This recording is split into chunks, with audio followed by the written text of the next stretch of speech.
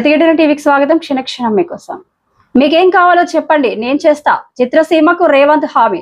గద్దర్ అవార్డుల కార్యక్రమం శనివారం రాత్రి హైదరాబాద్ లోని హైటెక్స్ లో వైభవంగా జరిగింది. దాదాపు 14 ఏళ్ల తర్వాత తెలంగాణ ప్రభుత్వం నుంచి చిత్రసీమకు అందిన పురస్కారాలు ఇవి. 14 ఏళ్ల అవార్డులన్నీ ఒకే వేదికపై అందించారు. ఊహించినట్టుగానే చిత్రసీమలోని ప్రముఖులంతా ఈ వేడుకలో పాల్పంచుకున్నారు. రేవంత్ రెడ్డి ఈ వేదికపై నుంచి చిత్రసీమకు వరాలు కురిపిస్తారని అంతా ఆశించారు.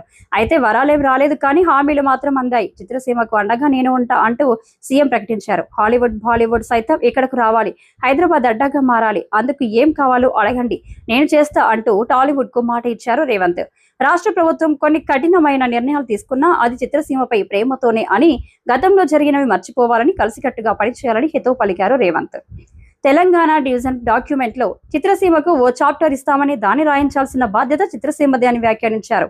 అన్ని రంగాల్లోనే చిత్రసీమ కూడా అభివృద్ధి చెందాలని, అందుకోసం తాను అన్ని విధాల తోడ్పాటు అందిస్తామని అన్నారు. రాబోయే రోజుల్లో తాను ఏ పదవిలో ఉన్నా, ఏ స్థాయిలో ఉన్నా తన సహాయ సహకారాలు చిత్రసీమకు ఎప్పుడు ఉంటాయన్నారు. 4వ తరం హీరోల్లో చాలా మంది తనకు తెలుసని, తనతో చదివిన వాళ్ళు ఇప్పుడు చిత్రసీమలో గొప్ప స్థాయిలో ఉన్నారని గుర్తు చేసుకున్నారు రేవంత్ రెడ్డి. తెలుగు చిత్రసీమకు కాంగ్రెస్ పార్టీ ఎప్పుడు అండగానే ఉంటూ వచ్చిందని, 60 ఏళ్ల క్రితమే నంది అవార్డును ప్రవేశపెట్టి కళాకారుల్ని గౌరవించిందని, ఆ సాంప్రదాయాన్ని ఇప్పుడు కొనసాగిస్తున్నామని చెప్పుకొచ్చారు ముఖ్యమంత్రి. తెలంగాణ గాయకుడు రాహుల్ సిప్లిగంజ్కు ఈసారి గద్దర్ పురస్కారం దక్కలేదు. ఈ విషయాన్ని రేవంత్ వేదికపై ప్రస్తావించారు. రాహుల్ కి కూడా ఏదో పురస్కారం ఇస్తే బాగుండును అని, ఈ విషయమై ఆలోచన చేయాలని బట్టి విక్రమార్కని కోరారు.